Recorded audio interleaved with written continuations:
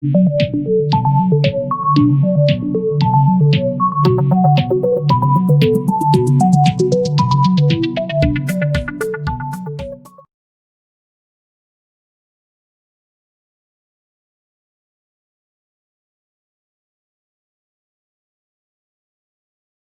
think you will see that thinking itself is a very important idea and concept. And just from a practical perspective, if you have comments or questions, pop them into the chat group. Dominik, we spoke about that if there are questions of clarification, we'll take them while you are talking. Otherwise, you'll talk for, I don't know how long, we'll see. We'll see. We'll see, yes. And then have a bit of a conversation afterwards. What was interesting, I spoke to Ingrid, I see Ingrid has joined us. I spoke to Ingrid afterwards about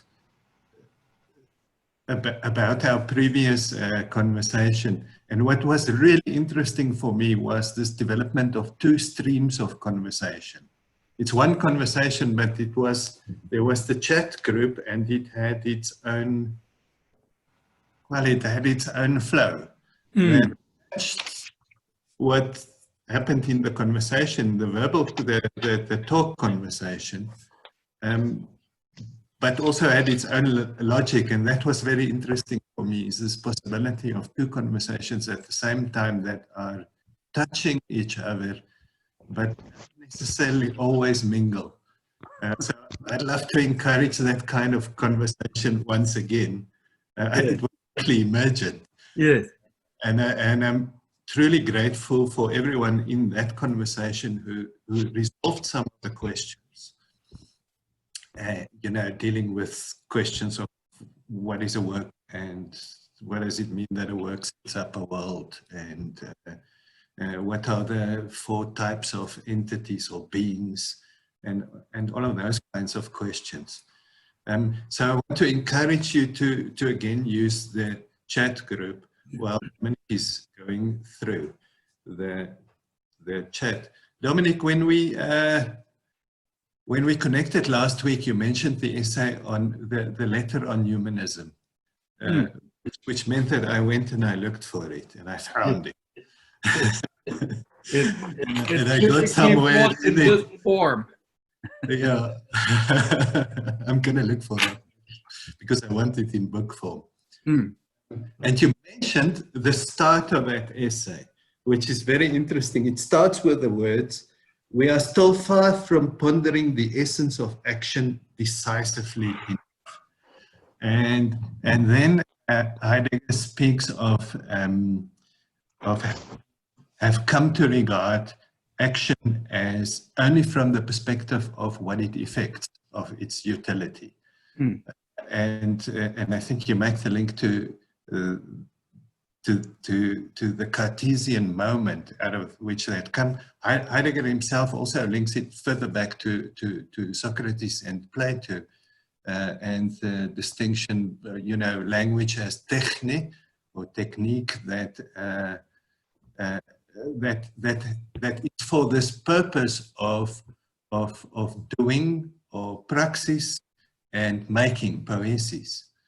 So it's become this, in some ways, become disconnected from being in that way. The thing that puzzles me that challenges me in the work that we are doing is that what Heidegger does is something very radical and very profound. It's a very profound kind of transformation.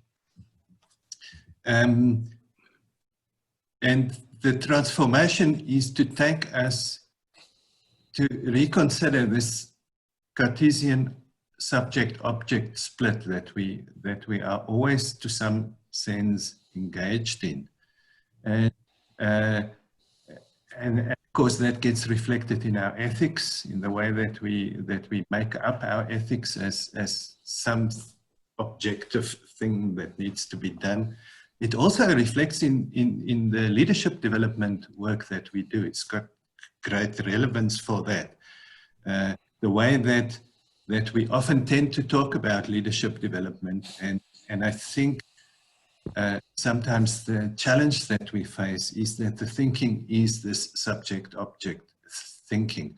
It gets played out in things like, okay, leadership capacity means that we need to translate leadership as something. We need to translate it into competency frameworks and etc., etc., etc. It becomes an object. Leadership development becomes an object. It's something that we need to achieve in the world, and that's what we're going to go about. But the Heideggerian moment is something very different. It also says some interesting things, I think, about what it means to be a leader. In your book, Ontological Fundamentals, you speak, or you quote Heidegger, where he speaks about the entrepreneur as an artist. And there's a quote that you say, the artist as a passageway that destroys itself in the creative process for the work to emerge. And in that process, the leader brings, or the entrepreneur, and I think we can use those two in a way that's quite close to each other, brings him or herself forth as who or she is in the world set up by the work. In other words, there must be a willingness to be altered. And you quote Gilder, who speaks of the eclipse of the self, which is a whole bunch of interesting movements that take place there. So, and I guess that's almost, for me, the starting point, or a big concern in this whole question is, how do we shift this discourse, profound shift in how we think about or think leadership as something that we achieve and do and effect in the world, or as something that is accomplished, and how that relates to the question of language. Heidegger speaks of the language as the house of being, and I think Fred Jameson somewhere spoke about the prison house of language. It's almost as if in the Cartesian moment we have become exiled from the house of language, and we're trying to get back into the house of language where we can dwell. And then the relationship of ethics as action to that. I don't know if that's something to kick off from. Yes, no, thank you very much for that. So Christo, we have talked about those things. So I'm going to touch on all of those things that you were just talking about, and really saying a few things about sort of why we're doing this, besides the fact that there is a Wednesday morning OD talk. I suppose we had a talk a couple of weeks ago, and it sort of went a certain direction. And I just thought it would be helpful to actually formally take that direction rather than sort of just by coincidence, so to speak. I suppose it always tells you something if a conversation takes you in a certain direction. And I just thought it would be useful to trod that path formally.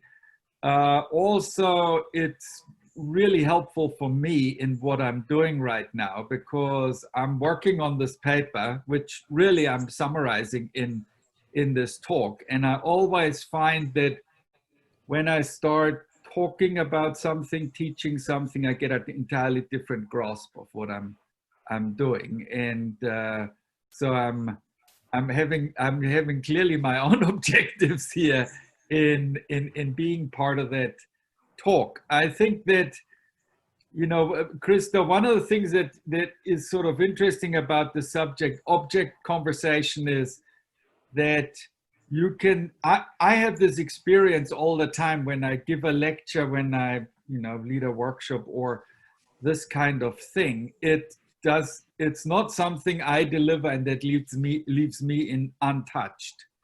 If we're operating in that domain of being, and I suppose we will have to really explore a bit further what that actually means, because that's, I suppose, the crux of the whole thing, is when we mess around in the domain of being, it changes us too. And that's something that the Cartesian thinking can't really deal with, so to speak. Is that there are these moments when we experience this, and teaching is one of the areas. Being an artist, I suppose, is another. As you, Christo, just said, is that sort of passageway that you go through, where if you play in the domain of being, it changes you, and all of you will have had that experience when you do leadership development somewhere, is that you're not the same person afterwards either. And that tells you that you've played in this domain that our normal thinking actually can't really account for. So the project today is to look at this whole ethical discourse, and I'm going to share my screen here. Let me just see. Okay, let's make this a whole. Great. Okay, so I suppose as an intro to the whole question of ethics and leadership, there is enough scandal around to make it relatively obvious that ethics and leadership is an issue that needs to be addressed, both in the micro level as well as in the biggest macro level on this planet right now. We have this sort of leadership ethics crisis, and I suppose also we actually don't have a way to think about it. So we're struggling to figure out how to deal with this. And if I go down a Heideggerian route with this question, the letter on humanism is really the as far as I'm concerned, the place to go, because that's the only place where Heidegger sort of touches on this whole ethics question in any serious way, without actually coming up with anything that we normally would call ethics, but at least locating the question where he thinks it belongs, so to speak. And so, and Christo, you said the first few sentences of the letter on humanism, and I will go into those few sentences again, because ethics obviously is about action. And as I said already in the last session, a relatively new sort of angle that I found on this question is we need to ask what action is before we can look at the whole domain of ethics. So ethics is the discourse about action, about what's right or wrong, good or bad, just or unjust. And in the public discourse, or even in private conversation, we often use the word something's unethical, but that's in a way not correct, because ethics just means a domain of inquiry, and something either belongs into this domain or it doesn't. And so something's either an ethical question or it's, so to speak, aethical. It doesn't belong into that question. So if you ask a question about beauty, you might say this is not an ethical question because it doesn't have anything to do with action, and therefore is not an ethical discourse. When we talk about unethical, what we typically really mean is immoral, because then you'd have within the ethical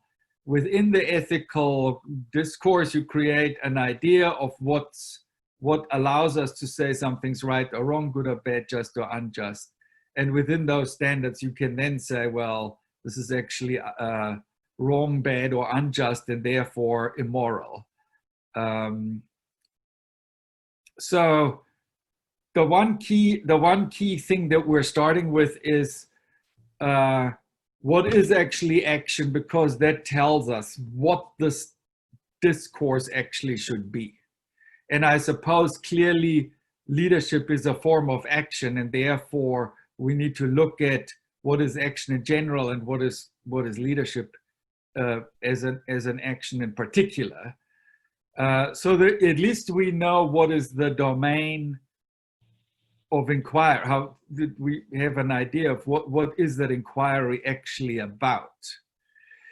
The other thing about ethics is that, as far as I'm concerned, ethics is always about integrity. And integrity is a word that's totally widely used. So people actually also use the word integrity just for ethics, so to speak, or morality. And it's here not what I mean. So I have here integrity comes from the notion of soundness, wholeness, completeness, and to integrate means to fit parts, bring parts together, fit them.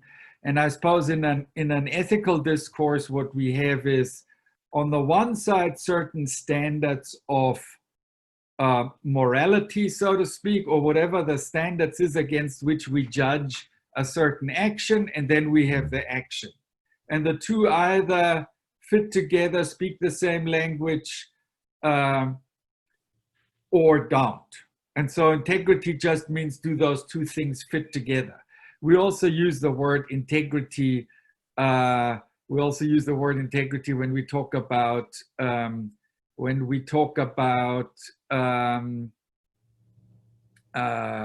two computer systems. So if we're putting in a new piece of software into an existing IT system, then there's either integrity, the two things work together, they have the same protocols, the same language, the same, therefore work seamlessly, and there's integrity, or there isn't. So I want to take those notions of morality out of integrity in itself. There needs to be a morality and an action, and then those two things either have integrity or not. And so I suppose in that sense is we need to now look at what is leadership and what should it be in integrity with. So is what we're after here. Dun, dun, dun, dun, dun. So now we're coming to the first sentence that Christo was referring to. This is how the letter on humanism starts, and it talks about action. And so the letter on humanism starts with a sentence: "We are still far from pondering the very nature of action decisively enough." And by the way, I've retranslated that myself to be a bit more precise, I would hope. So we're still far from pondering the very nature of action decisively enough. We know action only as causing an effect. Its actuality is valued according to its utility. So what this says is, when we look at action, we are just saying that what actually constitutes action is something that has an effect. Something that I suppose someone does and has an effect. And then we value it according to its utility. So is it useful? And I suppose the whole ethical tradition of utilitarianism is summarized here. Is you're saying, if I want to know whether something's good or bad, I will look at what's the outcome, and that will tell me whether it's good or bad. Now, of course, that poses the question, what is good or bad? So that it does not answer yet, is whether something's good or bad, how something's good or bad. And you can see within the utilitarian discourse is that it's defined in different ways. Is increased pleasure, decreased pain. So more pleasure is good. More pleasure and less pain is good, and less pleasure and more pain is bad. is one way you could look at utility. Then there's the whole notion of happiness, which is even enshrined in the American Constitution, the pursuit of happiness. So that I suppose that also ultimately, if you look at it in philosophical terms, actually a highly problematic term is what is happiness, and how would one even pursue something? It could be a whole talk in itself to explore that. Then we have implicit notions of self-actualization and authenticity as, you know, as dominant yardsticks for that utility. If you want to read more about this, here's a book by Charles Taylor, The Ethics of Authenticity, which critiques that notion of personal authenticity as a yardstick for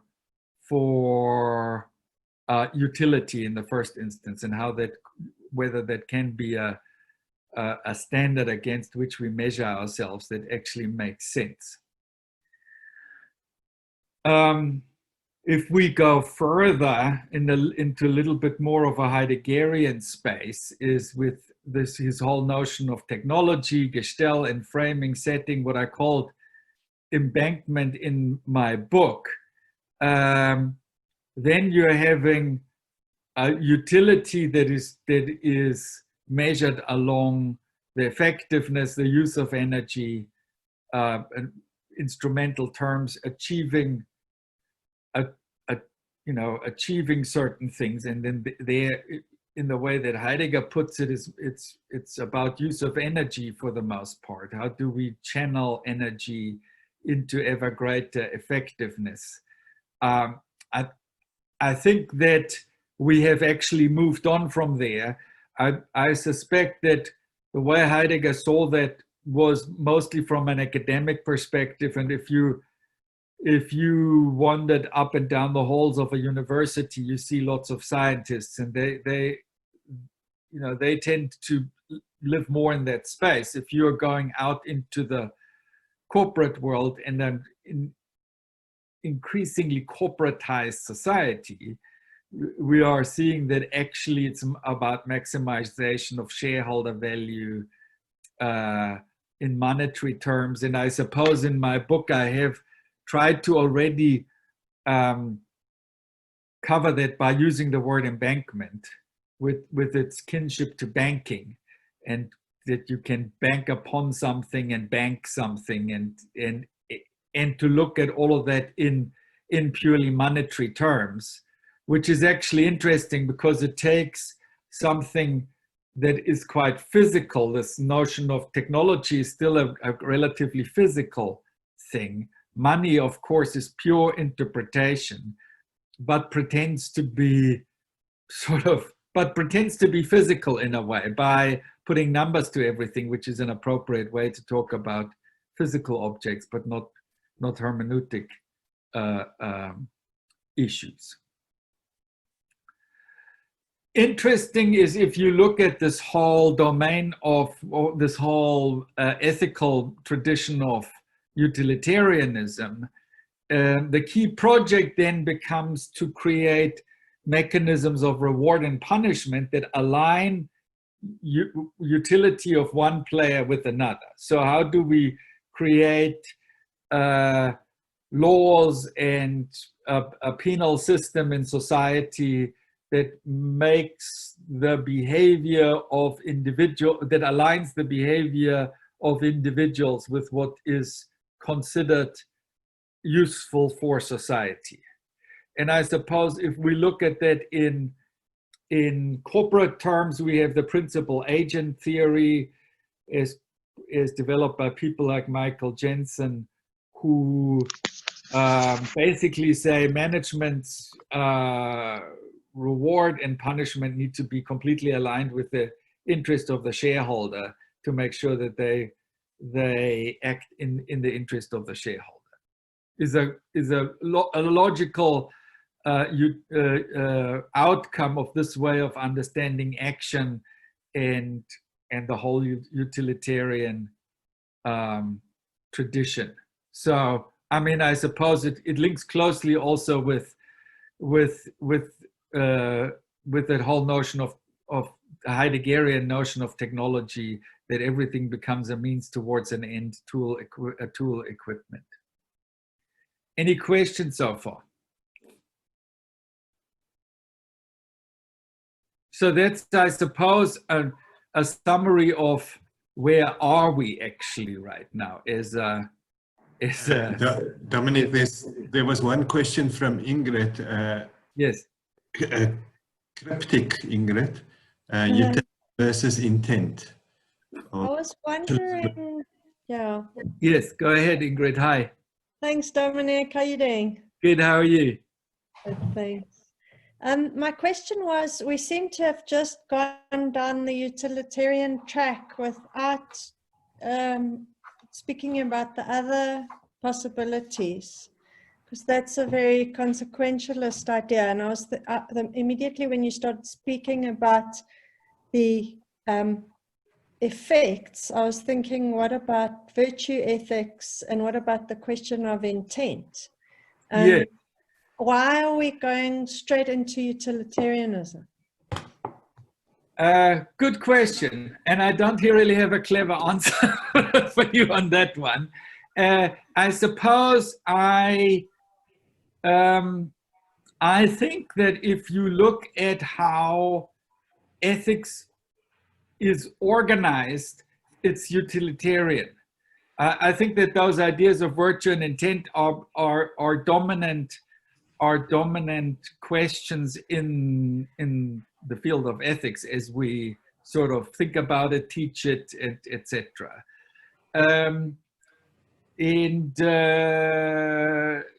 So far I haven't found a place in this ethics discourse for them. I'm not sure it's necessary. It could be necessary, and if you have ideas, I'm keen to hear them. I suppose what we are saying, for example, in business, is ultimately, for the most part, people don't care about virtue and intent. Yes, maybe in a court of law, that may be still an argument, but in a business, we're saying we don't care what you intended or your personal virtues. We really only care about the outcome, and in the economic system that we are living in and wandering down towards is this definition of utility as ultimately shareholder value. I was talking to someone on LinkedIn last night about precisely this problem, because you see so many of these Forbes and McKinsey and TED Talks, whatever, about why ethics or respect or empathy or all of these things that are for me a kind of prima facie are good for business. So, and I think part of our problem as OD practitioners is we constantly have to sell the idea of being a decent human being to narcissists, yes, and psychopaths. So, sorry, I'm being very blunt, but yeah. I think that's part of the problem, is that we fall into a consequentialist paradigm rather than changing the mindset away from it. Exactly. I mean, I suppose that what I'm saying with what I've just tried to summarize was that if you want to make a case right now for protecting the environment or looking after your people, you sort of feel like the only way to make that argument right now is to say ultimately it's also good for your profits or for your shareholder value, which is sort of really ridiculous. But I suppose that's where we've gotten to. And while in the last couple of weeks and months and even years, people have started to question that, they haven't come up with an alternative. And that means that we're still with the same we're still forced into the same line of argument is the only way that we can ultimately justify taking certain actions in organizations. Isn't there a way of thinking about an organization in terms of virtue ethics? I mean, this is a totally different conversation, I'm sure, but I refuse that consequentialist paradigm. And you say we're stuck in it, but I think we have to refuse it. But anyway, I don't want to get... I mean, I think the interesting thing is that, yes, there is increasing agreement that we should refuse it, but we don't know, we still know further. Even you know, even if during the COVID crisis, even CEO says the era of maximizing shareholder value is over. As long as you don't come up with something that's more compelling, you can refuse and resist it as much as you want to. You're still in the same place. And I suppose that's why we're sitting here, is because we're saying this is rubbish, but how can we come up with something that actually supersedes it? You're not going to bring the whole system down by resisting it. You bring it down by coming up with something that's that just makes it obsolete or inferior or something like that. And I suppose the thing is that, of course, in a company, those who provide the capital, so to speak, should get some sort of return. The question is whether that's should be the overarching logic, which it has become. And I suppose Friedman has made it gospel, so to speak. And therefore, then the question is sort of how can we come up with something that is superseding that, because as long as we can resist and hate it and all of that kind of stuff as much as we want to, it's not going to get us anywhere. Dominik, there's also a question from Myrna. Myrna? Hi, Dominik. Hi, Myrna. Some of the work that you've done at the Reputation Institute, yes, kind of contradicts what we've just said, where I use that quite a lot when determining what brings in FDI. So bringing in FDI requires your employees to love your company. It requires stakeholders to say certain things. You know, how your company is perceived from a brand perspective. Yeah. Does then bring in the necessary FDI to your organization. I mean, or just general spend, more shareholder investment. So what? Yeah. I'm not quite getting what. Say that again. So we just spoke about the fact that having happy employees, having your brand and your reputation. So in the Reputation Institute, you did some work on what determines the reputation of an organization. Yes. And there were 4 or 5 big factors with lots of little, lots of detail to them. But most importantly were what people say about your organization, you know, relating directly to your CSI investments, your employee morale. Yeah. Management, the level of skill of the management. So all of that could possibly be an argument as to why this narcissist could actually invest in his employees, in his organization. Oh. I use it strongly in my brand sales. Sure. No. And I mean, as I said earlier, that's all. So firstly, I think that's the only line of argument that's left for us to make a point for doing things properly, is because if you don't do them properly, the whole system will collapse. But the ultimate reason is still shareholder value. So you're now arguing we should protect the environment because otherwise we don't exist anymore, and then therefore there's no shareholder value. in the end. We should protect the environment so that our reputation could then attract more investment in the organization, because your reputation is based on what are you doing for the community that you operate in. I mean, in the mining industry, one of the key metrics that I had to hit was what am I doing in the community?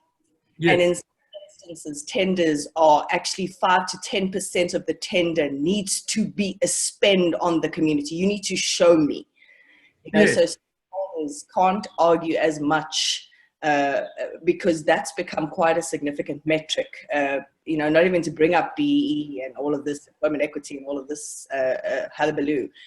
Yeah. Mining on its own. So your work at the Reputation Institute has helped me significantly in showing the reasons for shareholders to then become more responsible. Yes. And it's quite a significant argument, especially with Germany and countries that invest globally. They believe what I said.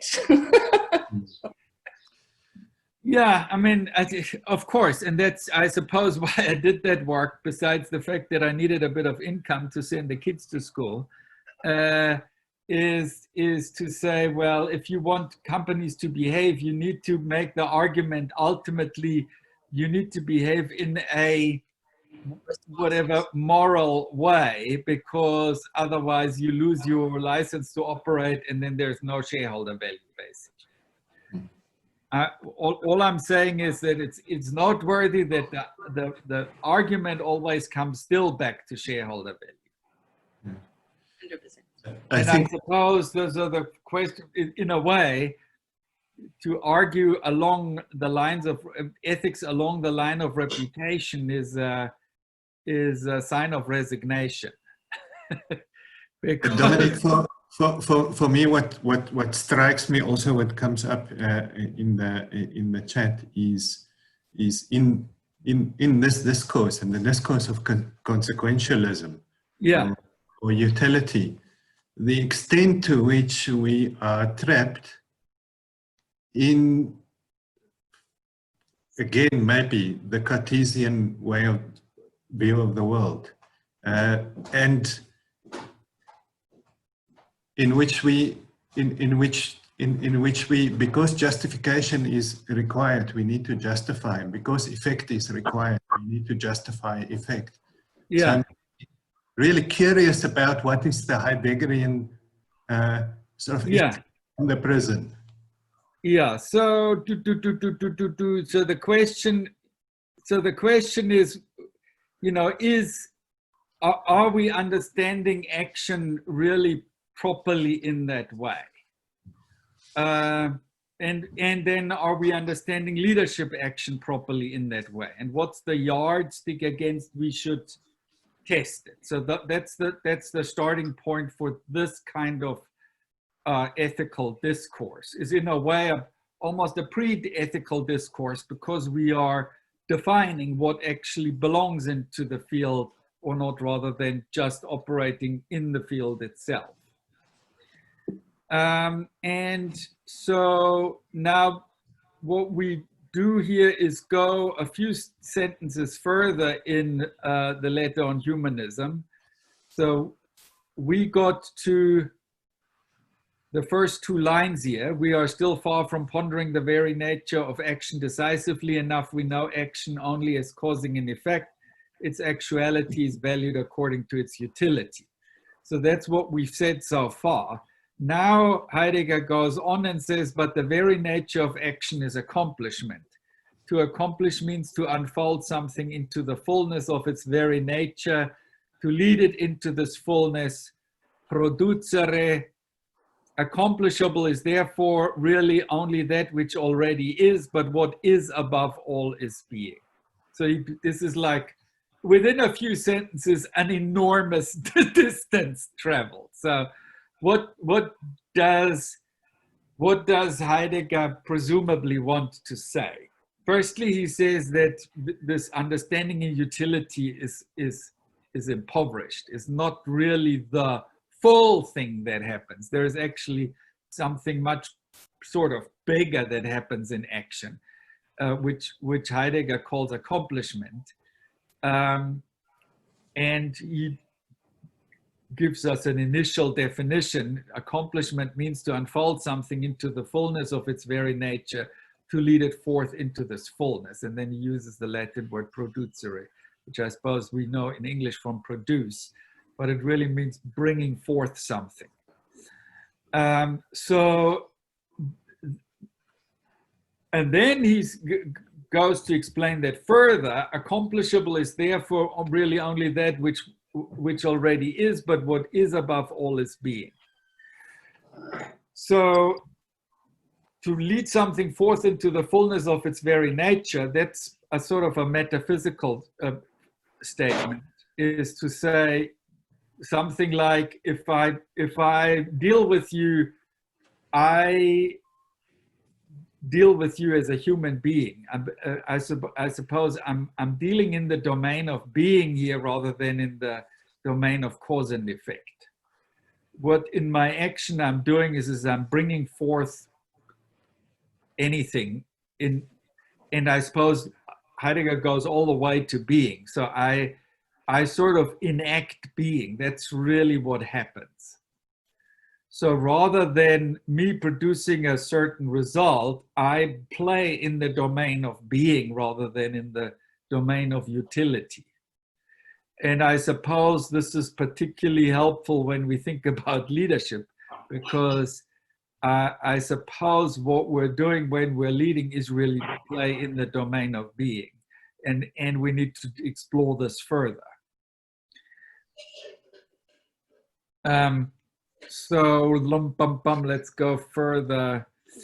So what do we mean by being? It's a sort of a concept that for most people looks like, oh, what are you talking about? But actually being's not such a complicated concept. So I suppose if you just look at something like a pen, why is this a pen? So I'm dealing with something. It is, what I can see is that this thing is present for me as a pen. It is being a pen. Yes, sir. Want to eat it now? Yes. I hear a bit of background. Does anyone want to ask something? No, it's So- fine. So Continue. something's present as something. This is present as a pen.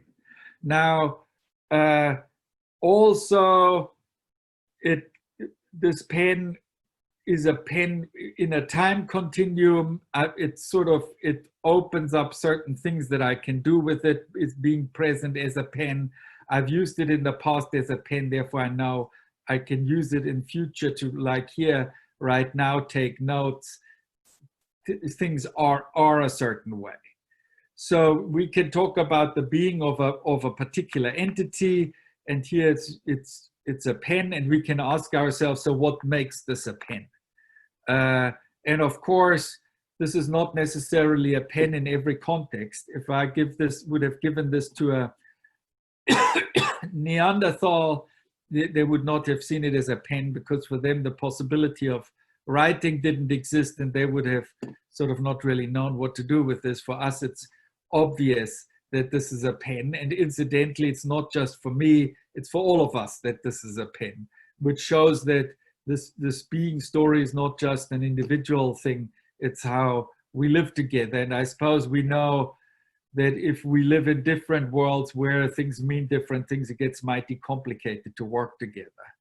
And the way to start to work together is to create a certain common understanding of the being of certain things.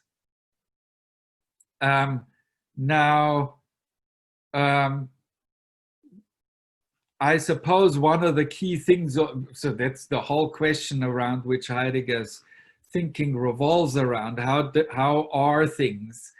And I suppose there are certain things that are a certain way for me, that maybe not quite like that for you. There are certain things that have a certain meaning in an organization, where an organization sets up a world where things mean certain things to all of us, where we have a common understanding of meaning. And then there are things where we live in an epoch where things mean a certain thing. So if I talk about this whole story about technology, embankment, etc. That's where Heidegger says, this is how we make sense of us in this epoch, in this era. And in the Middle Ages, people would have made sense out of things differently. Or if you look at the ancient Egyptians, they had lots of knowledge and no one thought about starting a business with that knowledge. Well, for us, it would be obvious. If you have knowledge, the first thing you think about is, how do I employ it to create a return, so to speak?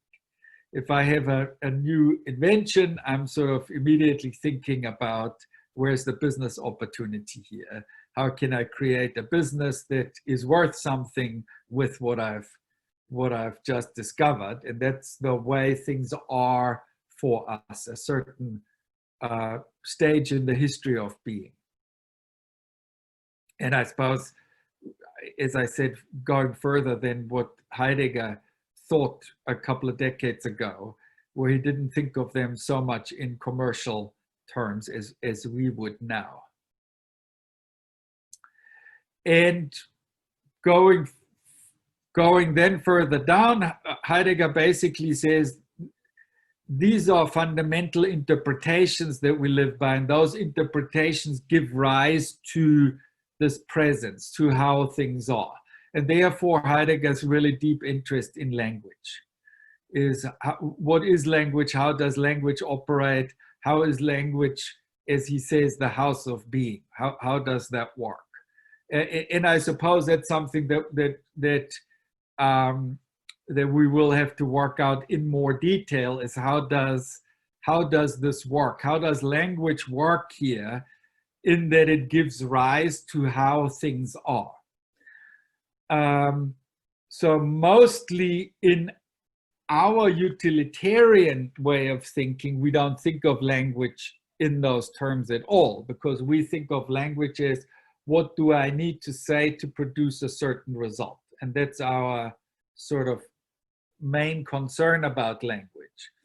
And you can see it in the public discourse. People don't care about whether things are true. They are just wondering, what are the consequences of what I'm saying? It's whether I'm a politician and I want to get reelected and tell all kinds of stories, or whether even I'm an economist and I'm saying I can't really say what I want to say, because that in itself will move the markets and therefore I should just keep quiet, is an instrumental way of thinking about language, is what are the consequences of what I'm saying. While here, the way that we understand language, when we talk about language as the house of being, it just creates a reality, so to speak. It just creates that sense of being.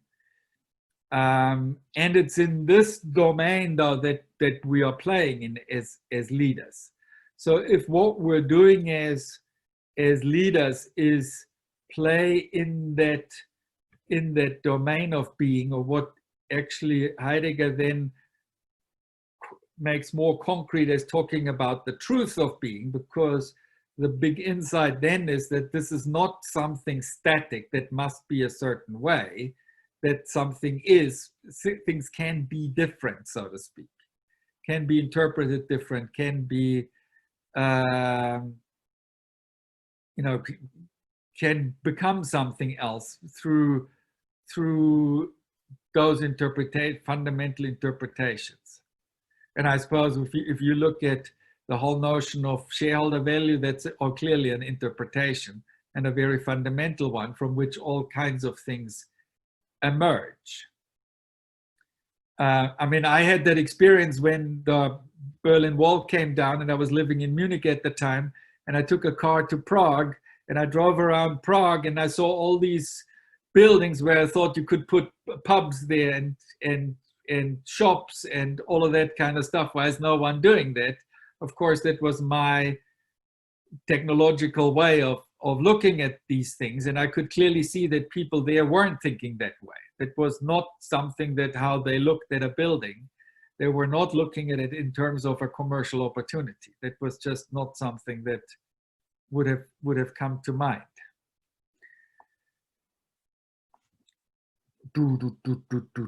Let me just see where I want to go from there. So I suppose the the key insight that Heidegger developed his thinking from was this idea of the hermeneutic circle, and I touched on this in our last talk, is that we as human beings are not these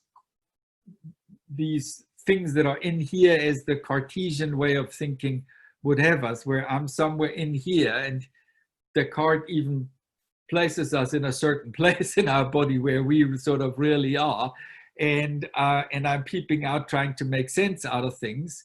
Heidegger says that's not the starting point from which to think about us as human beings, is that we always understand things a certain way, and within that understanding, which he calls a world, do we make sense out of a certain event, a situation, an entity. And because something happens, this in turn has an effect of how we understand everything. And this, you know, to the Cartesian thinker may be a shock, because you're sort of trying to say, how do I finally get access to the final truth, so to speak? If you adopt it, though, you will see that here is an opportunity for endless learning, for continuous development, which ultimately is much more exciting than the idea of sort of saying, oh, there's a certain fixed reality out there and I need to finally understand it. Is to say, no, there is no final eternal understanding. There is only that sort of development of our understanding. And of course, sort of the way that Heidegger took that from that hermeneutic circle, from a methodology to analyze text, to saying this is something to analyze what it means to be a human being, and ultimately to understand being, is that within a truth of being, we understand what something is. And that can then, though, ultimately also alter our truth of being, even though if it's fundamental enough, that won't happen too often. Though I foresee that that fundamental epoch that we're living in right now is about to collapse. If you look at Heidegger's notion of technology and his focus on energy, is we have an abundance of energy, and at times it's for free. So it's like, well, then that whole pursuit falls apart. If you go for shareholder value, we have a similar situation right now, is that we have share prices that have nothing to do with anything real anymore. We have so much money that people don't know where to put the money anymore. Well, I suppose others are starving, but nevertheless, there is more money around that so that asset prices are going through the roof, have no relation to the actual economic value of something, and I think that will lead to not only an economic collapse, but it will also lead to a sort of a collapse of the truth of being that we're living in. So going back to this whole question about leadership and integrity and what leadership means. So we have now an interesting situation. I'm not even sure where the right slide is right now. We have this interesting situation. We have this interesting situation with leadership, is that leadership operates in the domain of being. And so that's the integrity that we're looking for, is what you are doing as leader is dealing with the truth of being, is you need to bring your actions in the right relation to the truth of being, to what gives rise to everything, so to speak, to what gives things meaning. And that this may sort of sound really convoluted and high-flying and impenetrable, but I suppose if you listen to any good political speech, for example, if you think of the great speeches, they do that. They talk about how things fit together, what means something, what is actually relevant. if you think of Martin Luther King saying, I have a dream, and he talks about that people should be judged by their character rather than by the color of their skin. Those are statements that are operating in the domain of being, where you say what fundamentally matters is actually something else than what has mattered so far. And I suppose if you live in a racist society, you are having a fundamental notion that people of different DNA are different. And if you take that apart, then then you are playing in that domain of the truth of being, of what it means for anything to be and how everything fits together, but also it makes a metaphysical statement about what it means to be a human being, because you're saying that your value as a human being is not determined by your DNA or by the color of your skin, but by your character. And I would even go further. I would even say that actually what it means to be a human being also does not necessarily have something to do with character. For my taste buds, that's too superficial still. I think that what it means to be a human being is to stand in that truth of being, in that hermeneutic cycle, dwelling in language, being able to be in a conversation, which is something that I regard as uniquely human. So the integrity that we're looking for is the action with the truth of being, and that action always accomplishes that truth of being, so to speak, is either just repeating it, is either just operating within a truth of being, or is acting in such a way that it unconceals that truth of being, brings it forth, and sort of opens up new possibilities for the truth of being. That's the domain that we operate in as leaders. And I suppose what we now need to look at, what are the sensitivities that we need to create to develop that ability. And that's also how I would distinguish ultimately management from leadership, is that leadership articulates the truth of being and creates new ways of being, so to speak, while management operates within a truth of being, is oblivious to the truth of being. It obviously, it's not like it's outside of the truth of being. It's, so to speak, caught in the truth of being. You can't stand outside, which is, I think, what the huge mistake of the pragmatist tradition is, and also of science, is that it sort of pretends you could be outside of the truth of being, and you can't. You can either be in it as a slave, so to speak, oblivious, operating within the truth of being. And I suppose if we look at normal corporate behavior, even for those people who call themselves leaders, there is no leadership there either. They are operating within the truth of being that corporations set up, or you are able to, number one, articulate the truth of being, bring it consciously to language, and open up different ways, different possibilities for a different truth of being.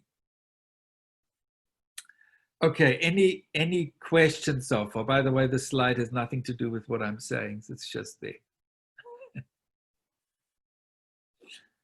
Any questions so far?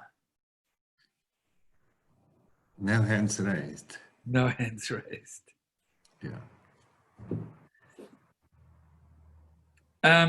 So what does that mean for sort of the experience of being a leader? As a leader, I'm putting myself out there. I'm operating there. I'm aware that I'm operating within the hermeneutic circle, within a certain understanding, but I'm embracing that. I'm not pretending any other way. If you look at the Cartesian justification for being a leader, you're pretending to know everything better than everyone else, and that gives you the right to lead. Here, it's because you are acknowledging that you are in that hermeneutic circle, you are living in a certain world. It takes courage to act from that, because you know it's finite, but it's the only thing you have, and you act on your understanding with total confidence, despite that you know that that it is finite, and that you don't have perfect information and any eternal ultimate information. At the same time, because you understand your finitude as a leader, you embrace that with curiosity, saying, I really am on this journey of learning at the same time. So on the one side, I'm dealing with absolute confidence on my understanding, being prepared to also confront that it's finite, because it's the only thing I have. I'm exposing myself in that way. And I'm curious. And that means that I'm not a statement about my understanding, I'm in a conversation about it. We were touching on that in our informal talk a couple of weeks ago. Is the question is whether I'm standing in the truth of being, in my truth, in anything, as a conversation or as a statement. And in a conversation, both needs that you're very clear about what is so for you, and at the same time that you're genuinely open for a conversation, and that you're curious and exploratory at the same time. And Heidegger also mentions that you need to be prepared to exist in the proximity of the nameless, where actually you don't necessarily have something to say yet, where you see, just like if we confront this whole story about technology and shareholder value, maybe the most important thing is to confront that we actually don't have an alternative yet, and that we are sort of speechless about what is to be done about it, and that speechlessness is the beginning of being a conversation about it, rather than a statement.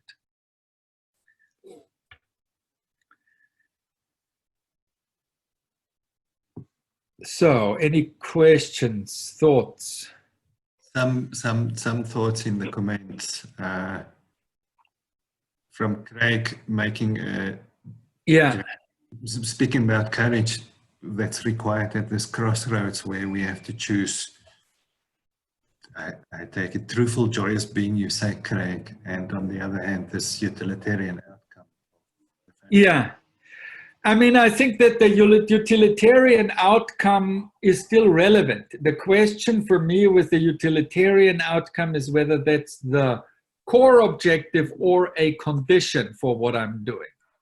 So, if I do consulting work, is that I charge money for it is a condition for what I'm doing. It's not the purpose for what I'm doing. So that I'm not suggesting we do away with having a concern for shareholder value.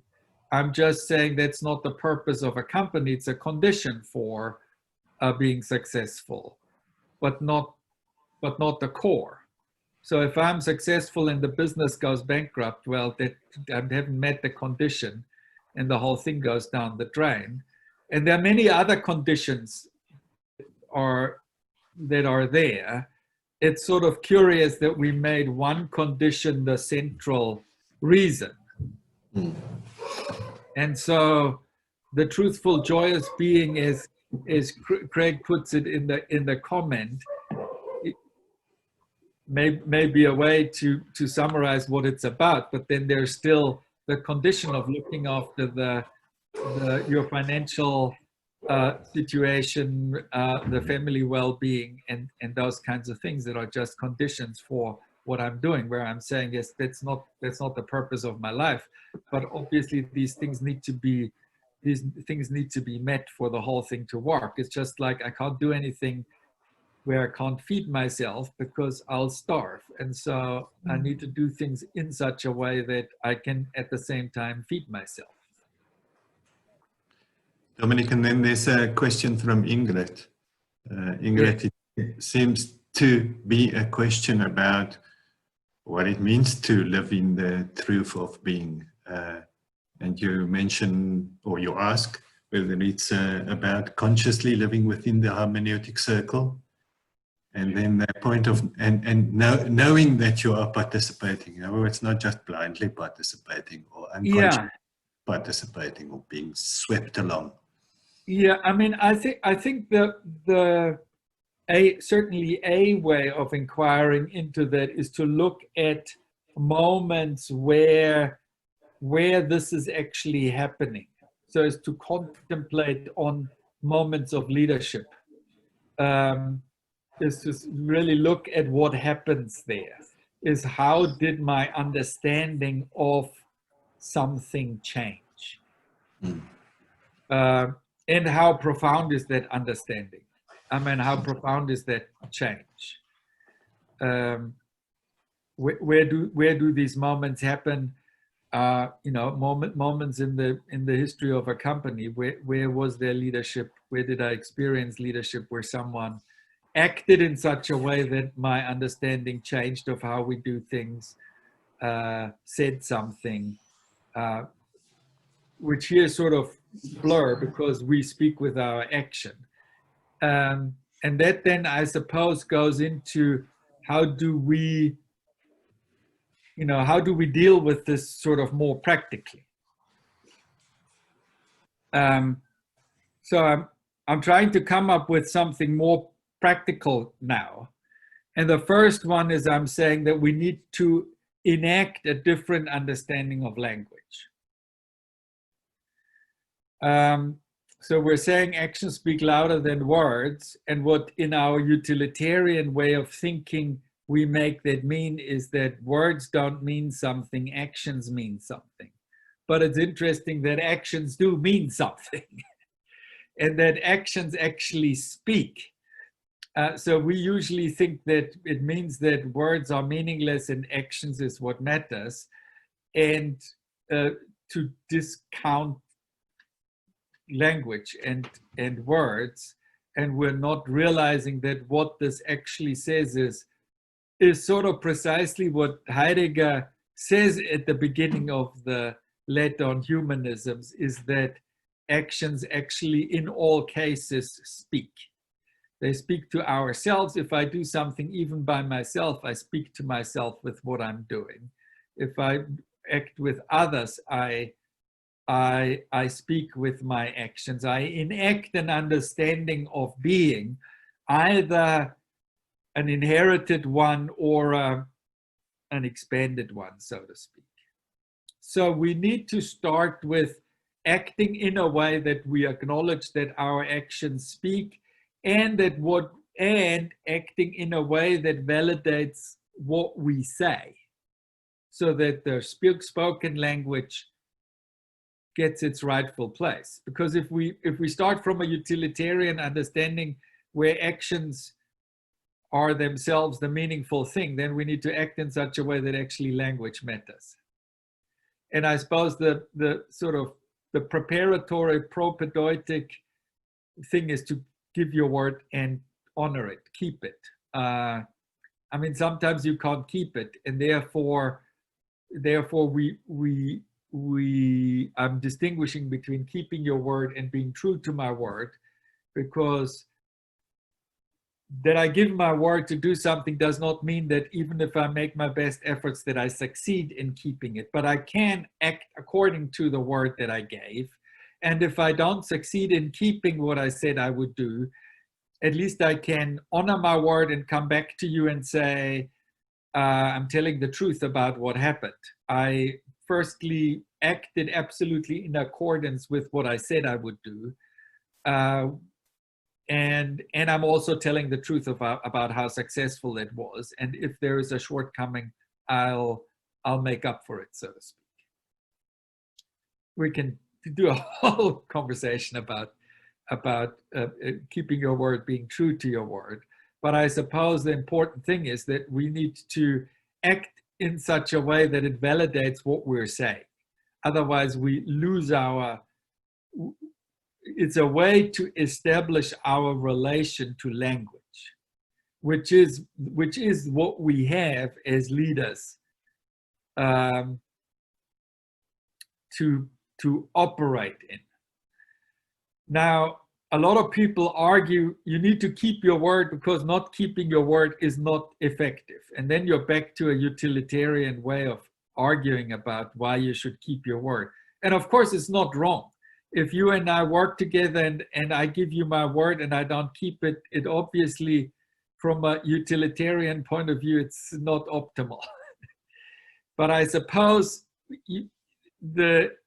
if you want to develop me as a leader, you don't remind me of keeping my word because that's on utilitarian grounds alone. You're saying if you don't keep your word won't mean anything. And you have therefore given up your say in the domain of being from the start. Your word doesn't mean anything anymore. And we're not even sure whether your actions mean something. Yes, they might, they might still mean something, but you can also act in a false way.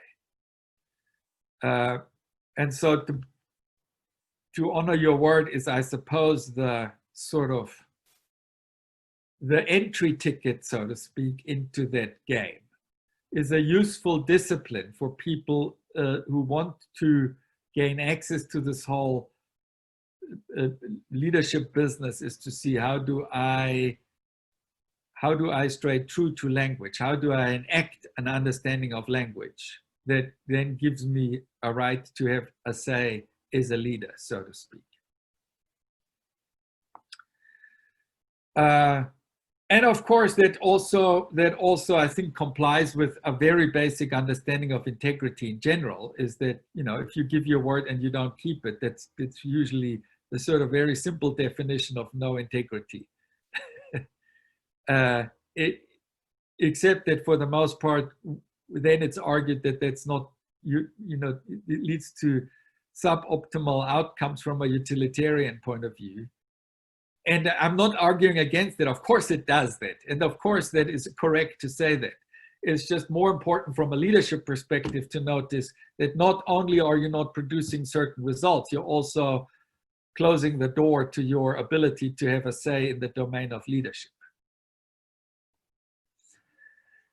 So the whole thing of giving and keeping your word or honoring your word itself, though, is an insufficient base, though, because I could give my word to, I don't know, hijack 10 cars today. I'm not sure by any standards people would say sort of this is a cool promise to give.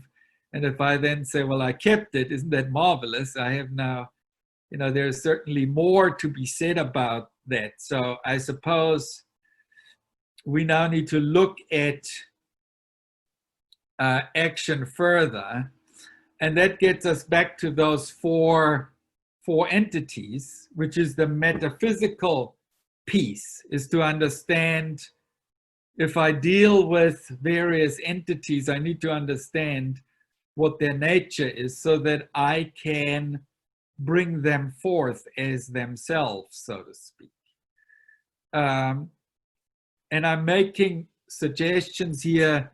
They're not necessarily completely finished. It's also on how I've taught this stuff in the past, is that if you look at as being a human being and your experience of your own humanity is, if I've suggested you feel most human when someone listens to you, and the quality of the listening and the quality of the conversation, because that speaks to us as human beings. And it's derived from a certain understanding of what a human being is this sort of conversational story here.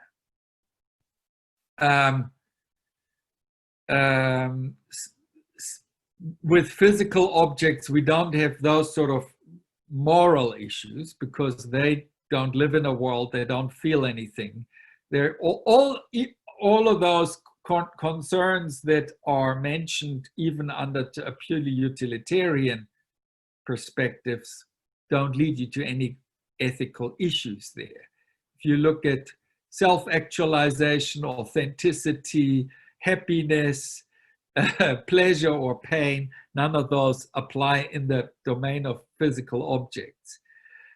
They do absolutely apply with living beings, where you can empathize and you can treat them in such a way that improves or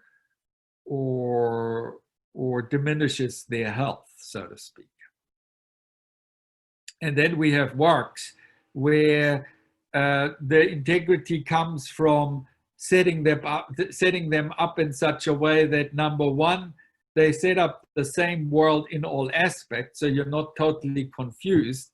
In other words, if you look at an organization, you don't have a management style that completely contradicts the way that you laid out your career path to the way that your performance is managed, so that those things come together to a coherent world, and that world is set up in such a way that all those other entities can be themselves in this world.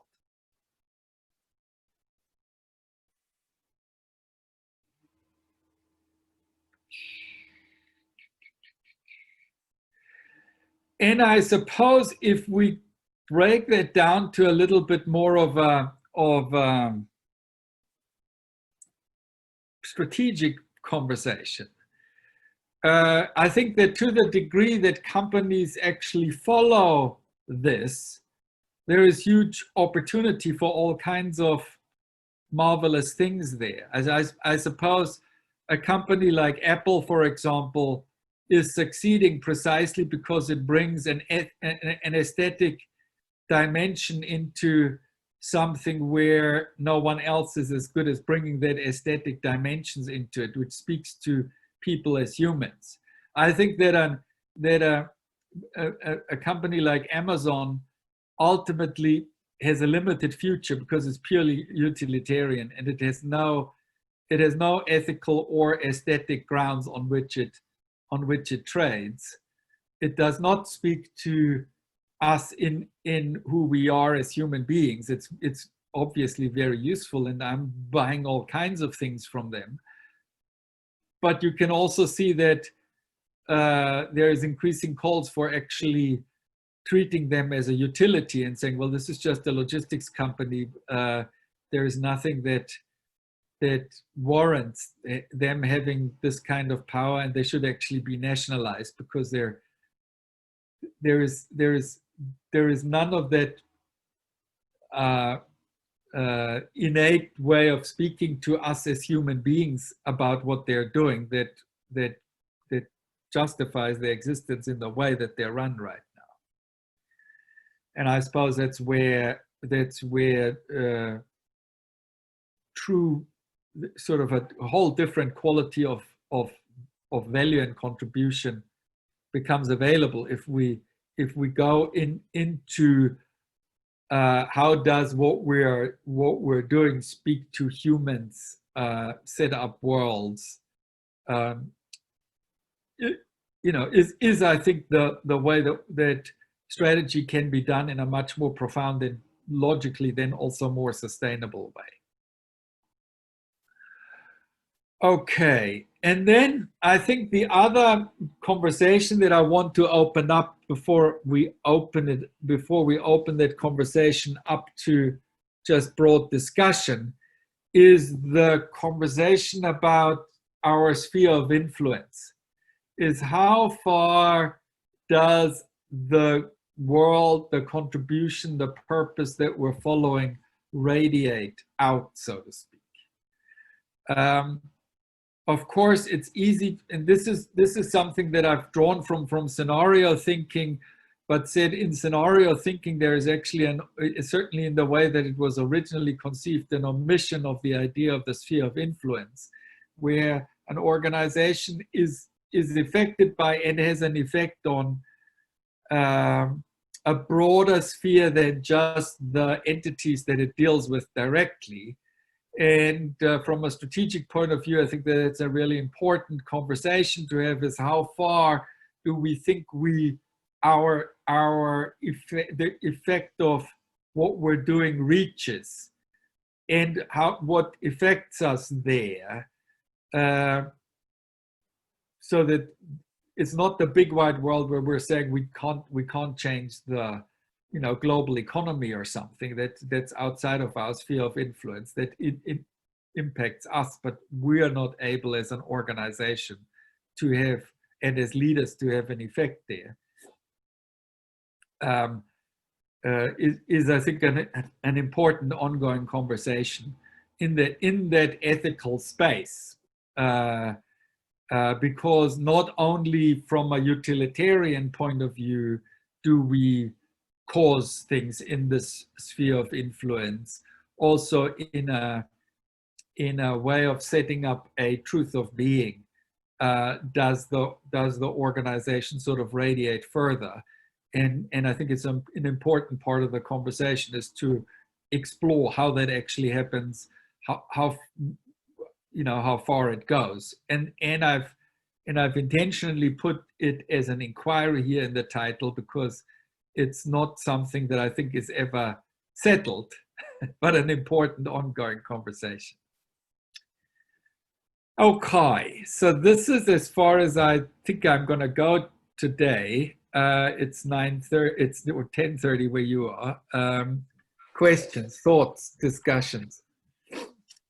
Yeah. So if you just put up your hand, Dominik, if I may start with a question, if you and maybe it's a link between the way that we create organizations, in which we may specific words that you used, in which we may bring forth entities in their very nature.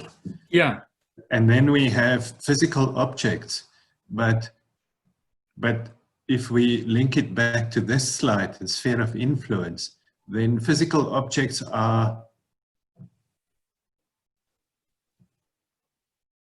the way that we treat physical objects is there's a limit to, for instance, calculative thinking about physical objects. Or when we start to think of physical objects also as part of the natural environment. Sure. But then our concern is not really with the physical objects, it's with the natural environment. So as long as we purely stay within the physical objects, there's no concern. I can say your car is a physical object, and though if the problem if I steal your car is that it has an effect on you, not on the car.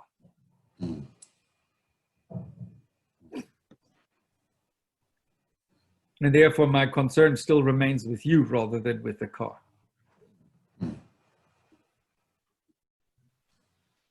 Ingrid. Questions? I want to ask you to speak a little bit more about courage, because I found Craig's question really interesting, or statement.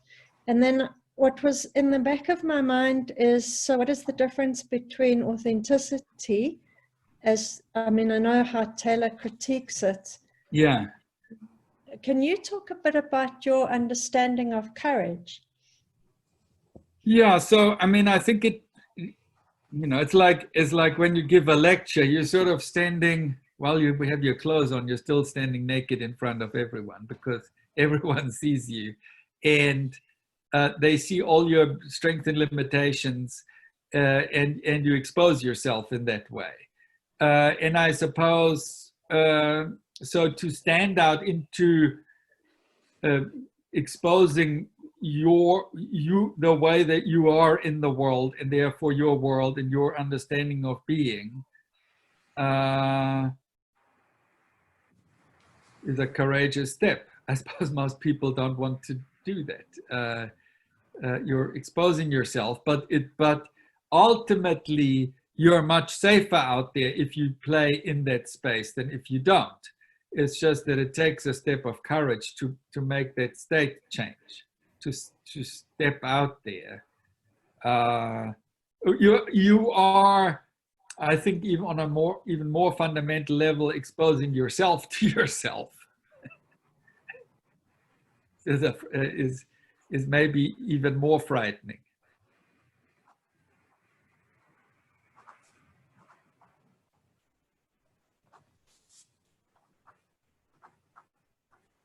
And I suppose the thing about the authenticity is, I think the way that Taylor critiques it is, and I'm translating this into my language now, is that we think of ourselves as something, that we can be true or not true, as a something, as if there was this phenomena, Dominik, Heil, that I can either be truthful to or not truthful to, as if I'm the something. Now, the thing is that I'm not a phenomena in my everyday life. I'm transparent for myself. I become a phenomena if I get a toothache or if I, get frightened or something. But in my everyday coping, I'm not there for myself. There is nothing to juxtapose anything against. I can be true to my understanding of things. And I suppose Hannah Arendt makes this interesting observation that most people in totalitarian systems give up their principles very easily, and often the ones who shout the most about them give them up the quickest. And for others, they are totally self-evident, and they cannot give them up. It's not possible for them. It's just, that's how things are. It's just like if you and I, we understand being human a certain way, we can't give that up. It's like, that's how it is. And if you are grounded in that, then it's not even a heroic act. That's just how we are. And there seem to be certain people who can very easily cope with living in totally unjust system. It may cost them their lives, but in a way for them, that's not even the issue, because it's like, well, this is how things are. If it costs me my life, so what? It's like, it wouldn't even cross my mind to act any other way. It wouldn't cross my mind to act in a way that destroys my own dignity or someone else's dignity. And I suppose the question is, where is this kind of being in the world grounded? And it's not grounded in a something. It's not grounded in what we call values or strongly held beliefs or that kind of thing. Is just there is an obviousness to it that is certainly worthy of further investigation. Thanks. I think that's a really helpful distinction between that authenticity implying a something and courage as the courage to be. Yeah. Truth to being. I think that's really helpful. Thank you. I mean, it's a sort of a state change, and I'm quite sure that you're actually used to that. I mean, you do in a way this all the time. When you step out in front of a crowd of people and you start to talk to them, you have that experience of stepping into that, and of course you do either better or worse. And as I said earlier, the most scary thing is about that you have to look yourself in the eye, so to speak, because you can't hide yourself anymore. Because you can't hide yourself from others, you also can't hide yourself from yourself anymore. And you look at the people who lead in world's view. That's what's happening all the time. And I suppose in some way or other, all of you do at certain moments. Dominik, what you've been saying about authenticity and values, I think also goes to an extent to answering Nikki's question. What strikes me is if there's maybe value in that distinction that Erich Fromm makes between the existential modes of having and being. Because we sometimes tend to speak of values and ethics as something that we have. And then there's a question from Craig, something in the question of why that becomes important in the being in ethics conversation. Yeah. Yeah, you can see it. Yes, I mean, of course, in an organization, you need to define what you're doing here. You're not just saying we're a work and there are people and we treat them as people. You also need to have an idea of what you're doing, and that shapes how you set up that world and what you highlight in that world, and therefore the conversation of purpose, remains an important one, and determines how best you set up that world. You would set up a world where you produce car engines in a different way to one where you say we want to run a marketing agency or a leadership development consultancy. Different things would be highlighted, would matter in different ways, of course. Now, in our era, we have whittled that down to what ultimately matters is just shareholder value, or we're sort of going down that tunnel, and we're seeing that tunnel though is a dead end. So that's I suppose the interesting thing about our time right now is we have acknowledged publicly that this is a dead end and that it's not going to work, and that we just we're like driving into a tunnel that I know does not come out on the other side of the mountain right now. And we haven't figured out how can we build another tunnel or where do we want to go right now. And so I suppose that whole question of purpose is a really important one, the question of why. And it's sort of obviously an important point of an important conversation from a more or less operational point of view is what are we doing here? What is our value proposition in the marketplace, etc. What are we offering? What contribution are we making? And then also therefore, how do things matter around here? And what is the truth of being that we're promoting? And of course, we should ask the question, and what role should shareholder value play in there? But the mere question that we ask that is already actually a shift. So most of the time, we're not asking the question. We had this conversation. We had touched on this a couple of weeks ago in our conversations. How do you get out of that technological thing, or out of embankment? And I suppose it really starts with looking at what should be the role of shareholder value in our business.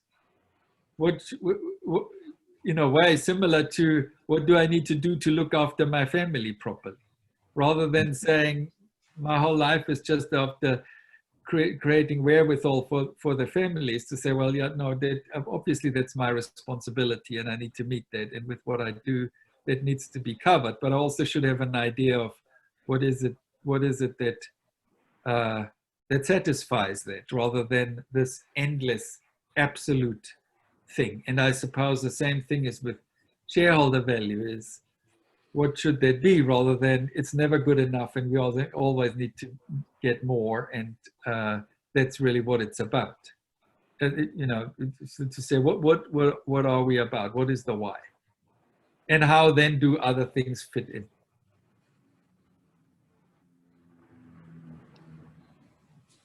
Let's see, what other questions? Question from Nikki about linking it to Maslow and different levels of response when we act as leaders towards a purpose. Well, I mean, I think that values is too superficial a concept. So from what I've said so far is actually the truth of being determines how things matter, And if we want, if playing in the domain of values is too superficial and won't really ultimately make a difference, is we need to ask the question of how do things matter here, and that those are the sort of then real values that we live by. And if we want to make a difference, it doesn't help to make a new value statement or commit to those values or sign pledges and all of that stuff. I mean, I don't necessarily have something against it. I'm just saying that it's not terribly promising. What is promising is to uncover, unconceal, have a conversation about the truth of being, how things matter around here.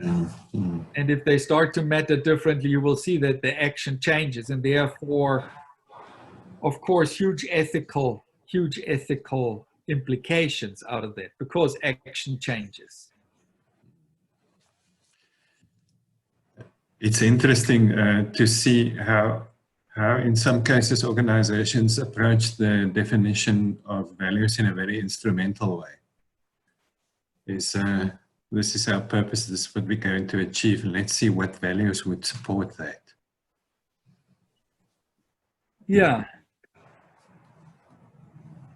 I just think that what I've said so far, it tries to lay the ground for producing extraordinary value rather than ordinary value, and therefore, as a byproduct, just puts companies on a much more solid foundation. So all those utilitarian outcomes, I think, are all much easier to be met if you understand things in this more profound way. It's just that you lose it if you purely argue it on the utilitarian basis. Just like if you argue that people should keep their word because it's effective to keep your word, then you stop keeping your word if you have a sense this is now no longer serving me in every way. And you don't realize that by doing that, you cancel your say in the domain of being, and therefore leadership is no longer a possibility for you.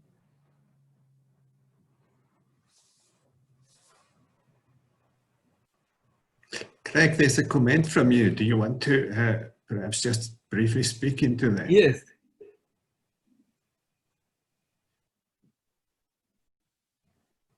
Which one?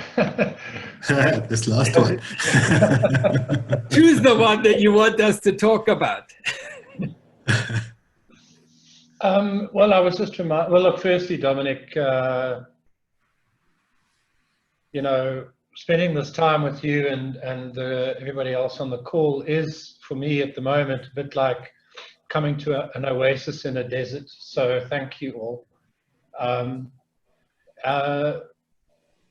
I was reminded of Naomi Stanford has just announced that she's going to write her, I think, 4th edition of the organizational design textbook that she publishes, and she has 4, you know, things that she's thinking about that make her rethink what it means to design an organization, which I think is another way of saying this work that discloses a world. And in that, she feels that COVID has reminded us of the need to think about humanity and humanism in the organization in a different way. And as part of that piece of thinking, she went right down to, you know, economics still rests on the principle of the rational economic man, that we wander through the world with some thoughts, and then we try to extract maximum personal utility. Yes. And she's challenging that idea, as Ingrid is, as you are, as everybody is, that it's not binary. And it's a beautiful little video. It's really well produced. Who is it, and where can I find it? I'll forward you the link, and I'll send it to Liesl. She can send it out anywhere. I'll send you the link to Naomi's blog, which is richer than just the video, but the video is embedded in the blog. And if you don't know Naomi's work, Dominik, I think you'd love her. She's somebody else who wandered into the worldview world, and well, enough about that. I do recommend her.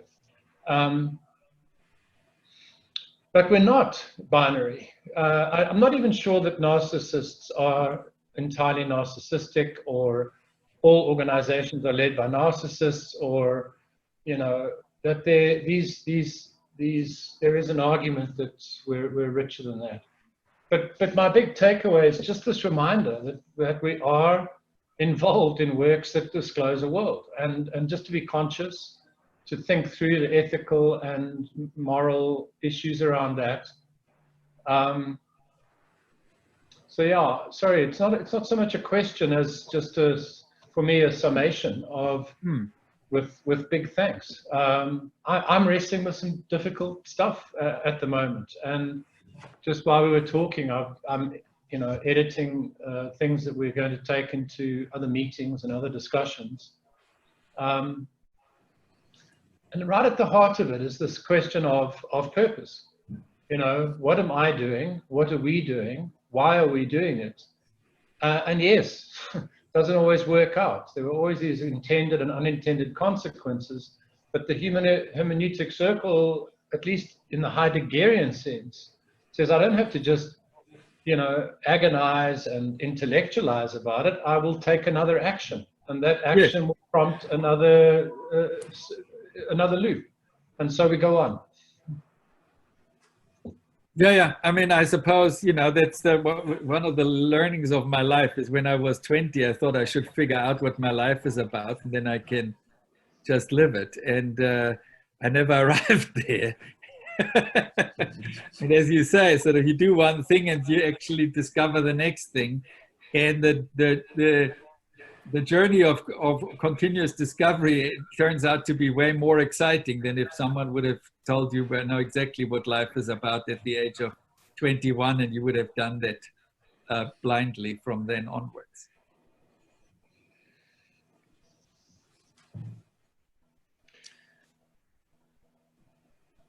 Well, any other questions for Dominik?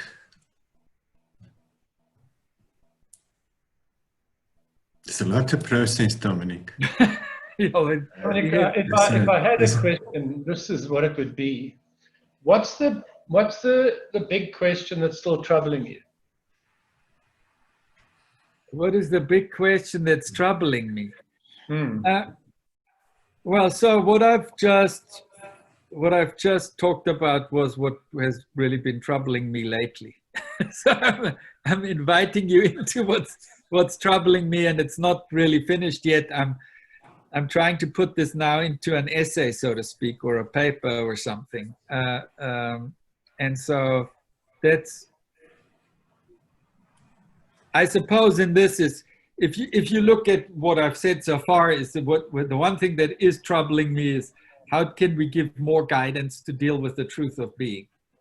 That's something that I'm sort of banging my head against right now. How can we develop more sensitivities, etc., around that? To not just leave it there as, oh, great, I found a place that sounds really mysterious and wonderful and profound, but how can we actually guide people, including ourselves at the same time, towards getting better at that? On a macro level, what I'm seeing is that really our world is coming to an end. And I think that the two things that have sort of been key for me in the last couple of months was that the oil price went into negative. the availability, both the availability of energy and money seems to exceed the demand. That rips the carpet from underneath of how we've organized And it will be very interesting to see what comes out on the other side. So I think that these conversations will turn out to be more of an oasis than I care to admit right now. And I'm really, really grateful for being invited into those conversations. And I'm not just saying that because it's a nice thing, it's because we live in this desperate time and desperate world and do desperate things. And it's just so fabulous that you guys have created this space where we can have these conversations that I can talk into. This is my definition of paradise here. So I hope there's lots more to come. So yeah, I think that our world is coming to an end right now. And all those people who sort of hope this is just a V-shaped recovery or all of that, I think that we have not really confronted how the carpet has been ripped out from underneath us. It's interesting to live in London right now because there it's even more pronounced. I mean, the kind of nonsense that's going on here is really beyond description. You just switch on the TV and you just say, this is unbelievable. So yeah, so that's what's keeping me busy.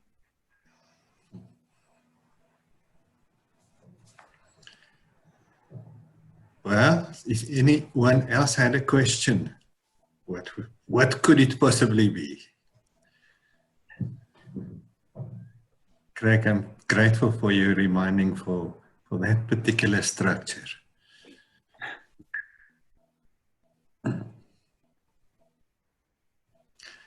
Dominik, we're incredibly grateful for you coming to the conversation and participating in the conversation. If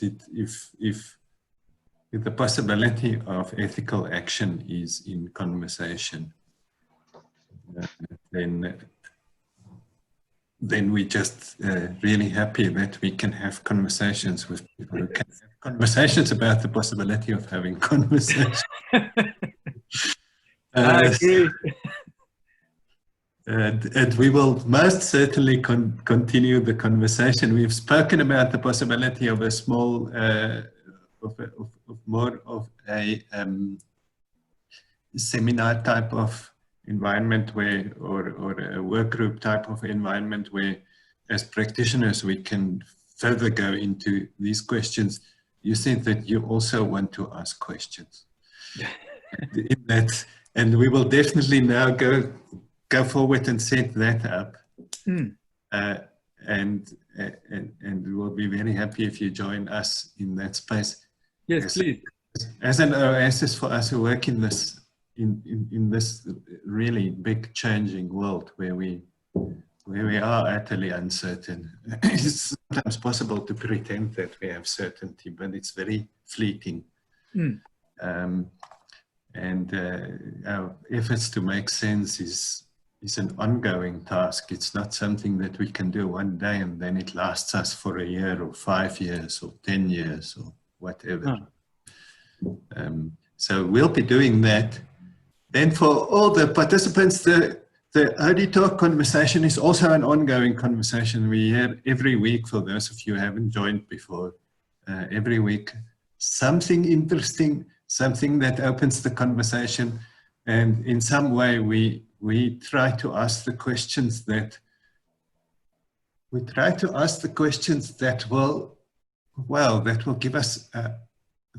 give us an abode, a way to dwell in this world, and a way to keep making this world for ourselves and for those around us, ways to find our purpose and ways to think about organization, especially. In the book, there's a quote from you where you speak about thinking being in relation to the organization, where you say it's about, and the crux here is that it's about restoring and healing human dignity in relation to an entity that is of overwhelming importance and prominence in our current epoch, the corporation, the organization. And I think for us, that's sometimes pretty close to a purpose in terms of the work that we want to do. Is this work of restoring, healing human dignity and possibility. I think there's a whole lot of things that come out of the letter on humanism, and also on your work around this question of possibility, Möglichkeit, Möge, possibility, affordance, and that perhaps also could be explored more fully. So we'll talk to you about that. Yes, no, absolutely. Not the last only talk. You must just tell us which ideas you want to work out. You need to let me know what you want to, and you need to let me know what you want to do. Absolutely, yeah. Personally, I'd really like an exploration of the question of possibility and potential. Yeah, we can do the next talk on just that. Good. Thank you very much for this morning, and thank you very much everyone joining us for this conversation. Yeah.